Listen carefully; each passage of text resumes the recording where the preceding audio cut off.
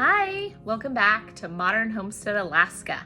In this week's episode, we're actually going to share some tips and tricks to moving a family of 6 about 3,000 miles. So currently our family is living in Arizona. We've been here about 7 years. We're moving from Hell Week, where it's 117 degrees, to the beautiful state of Alaska. And this is about our 11th or 12th move. So I'm a professional mover at this point, family of 6. So my sister asked me if I would share some common sense tips or tricks that could help others on their journeys as they may be embarking on something similar, maybe for the first time.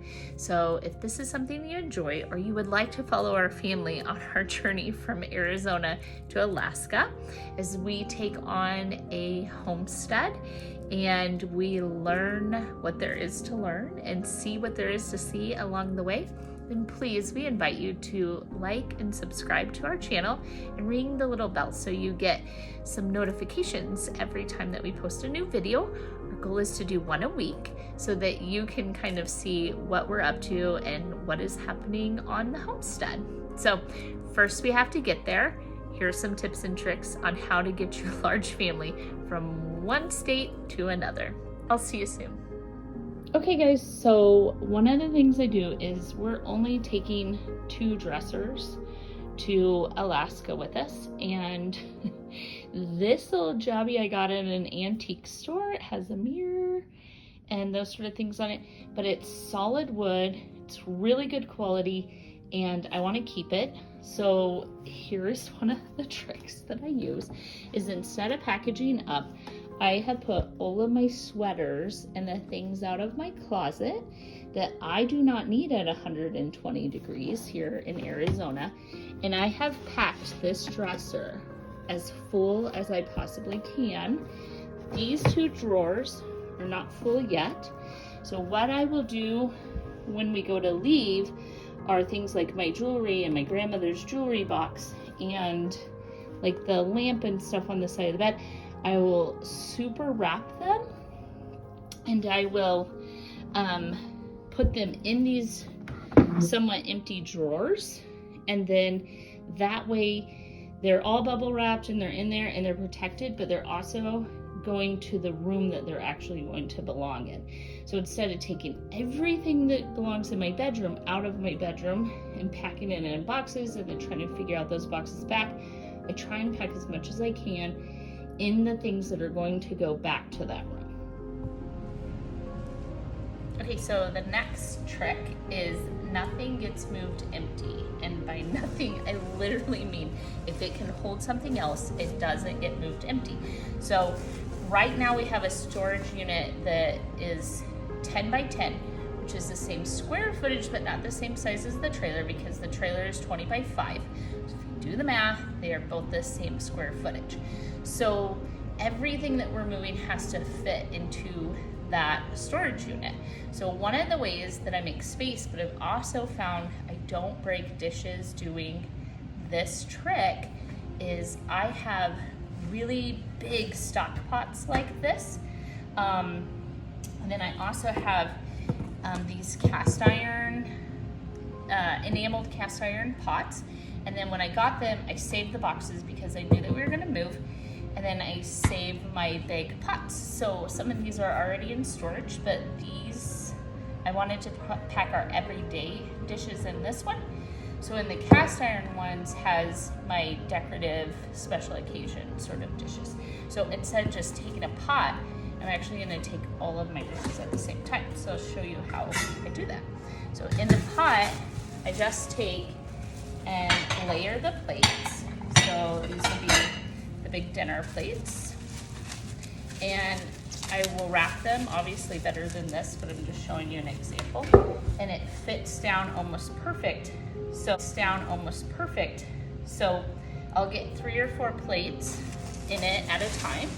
And then I will wrap the bubble wrap and make a ring and shove that ring down around the plates so that there is no movement whatsoever of the plates inside of these big pots.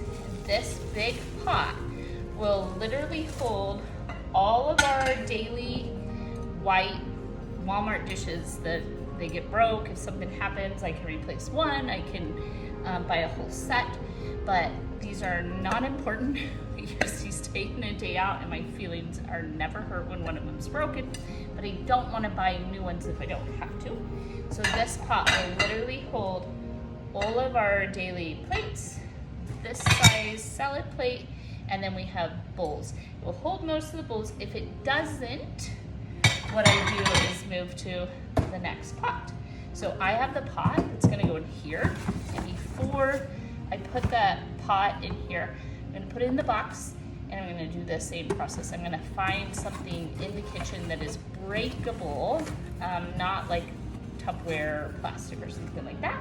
I'm gonna find something that's breakable and really pack it well inside of it. So another thing is, nothing goes empty.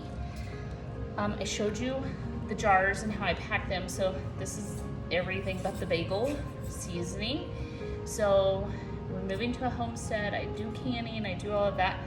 So instead of moving empty jars, when possible, fill them with the spices that you're going to throw the container away when that spice is gone.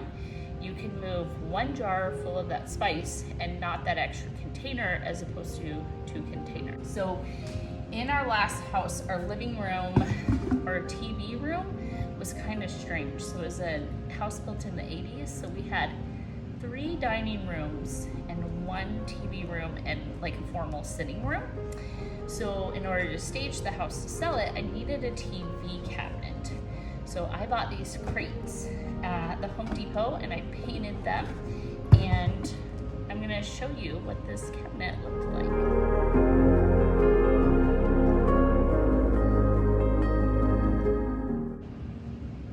Okay, so I built those cabinets and they're beautiful for decoration, and I knew when we moved that I could reuse these crates.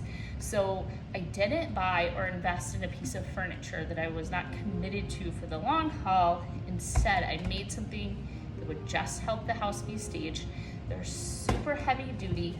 So as of right now, these are each being filled with things like ketchup or mustard or something out of the pantry that isn't breakable. And it's just stacked in there, and then the crates are stacked on top of each other inside of the storage.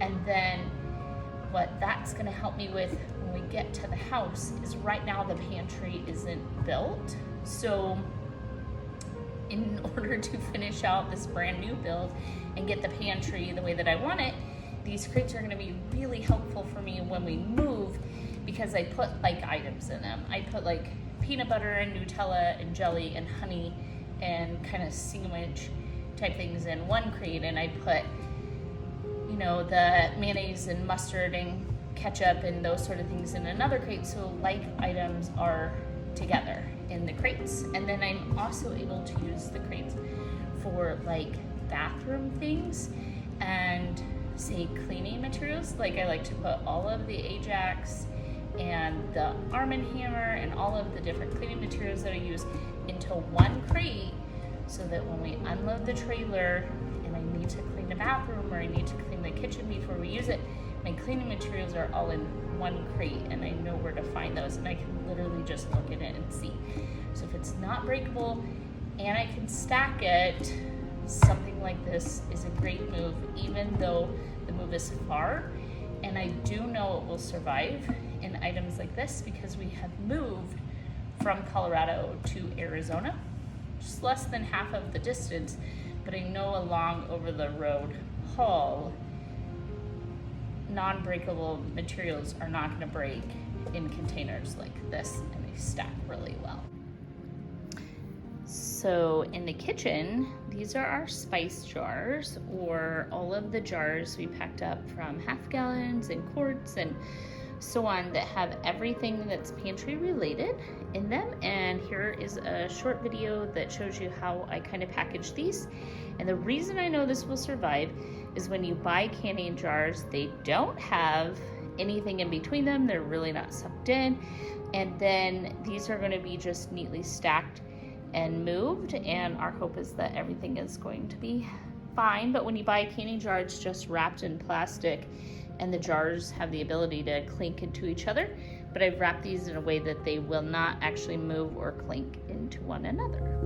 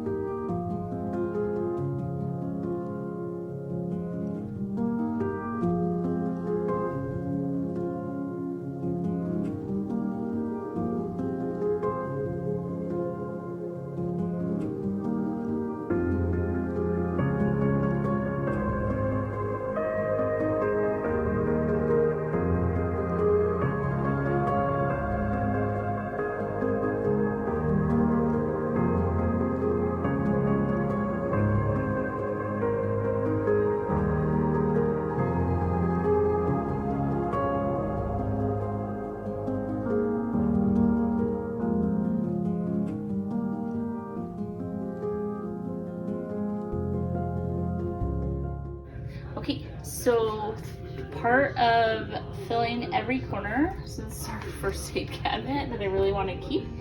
So some of the things we're doing is we're filling it in with those boxes and totes, and then it'll get filled around with tons of little things.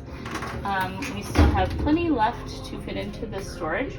So on the jar trick that I said, fill everything that you can with pantry items and get rid of the other jars. So I only went 3 high, and then these are my empty canning jars. I have my All-American canner. I have my stock pantry items of sugar and all-purpose flour.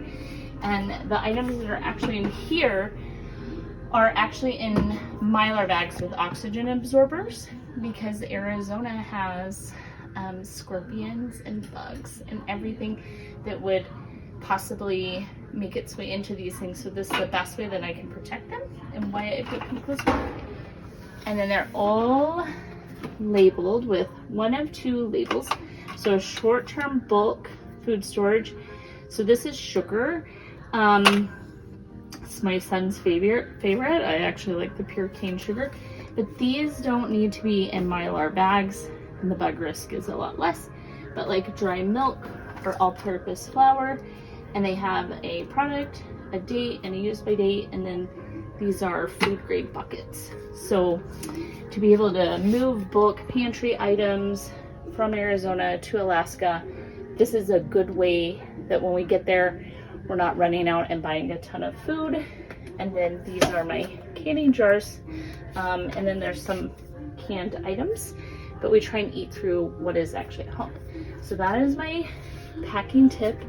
And here is use anything that's going to keep the bugs and the critters and the things away.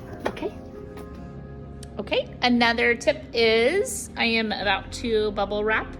These are beautiful antique or vintage wall sconces with these tops on them, and they are going to go in the master bedroom.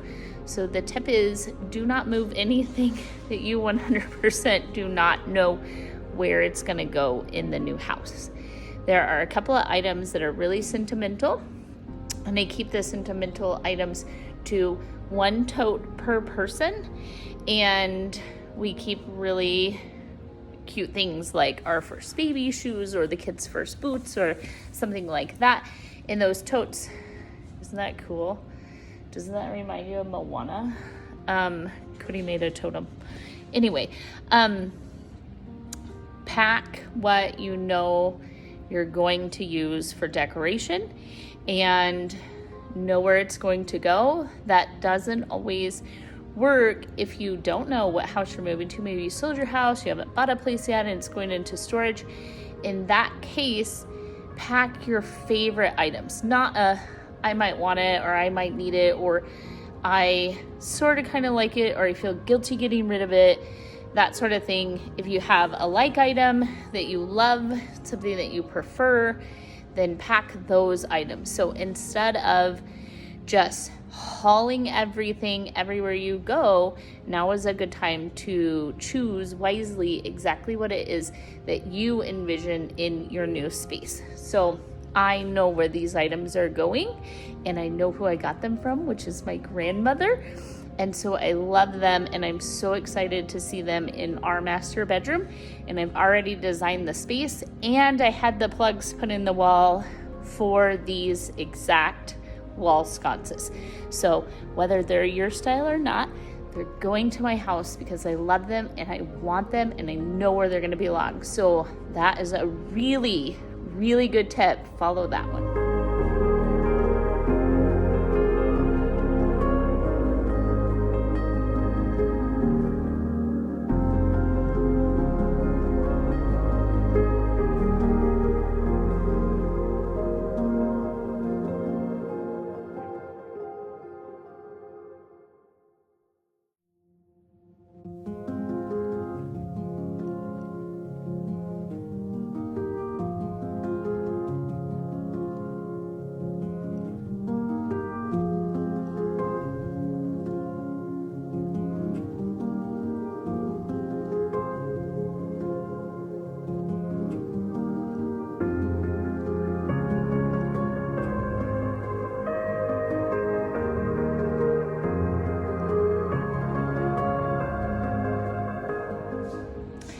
Next tip, do not be afraid of wrapping materials or stuffing, and use regular household items that you want to take. So this is one of our throw blankets that my kids love.